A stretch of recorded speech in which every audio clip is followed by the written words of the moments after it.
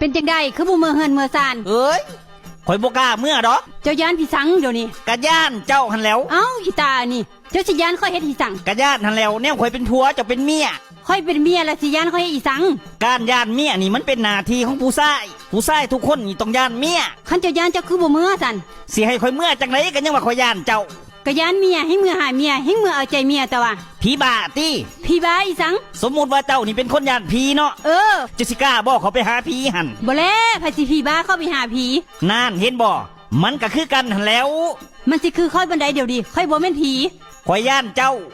ข่อยบ่กล้านอนน้ำเจ้านี่แหล้ว เอาจังซี่ซะไอ้ปิงเจ้าเซาย่านค่อยถอน เอา ค่อยบ่อยากให้เจ้าย่านค่อยละเดี๋ยวนี้ กลับมาคมเหงติงเอิกค่อยคือเก่าซะให้ค่อยนอบเจ้าก็ได้ไป สิเป็นบ่เคยผู้ชายเมืดบ้านเมืดเมืองเขาก็ย่านเมียเมืดใดคันข่อยบ่ย่านเมียคือบ้านคือเมืองเขาข่อยสิบ่เซ้ยบ่เฮ้ย บ่เซยเด้อเฮ้ยไปกลับมือเฮือนไป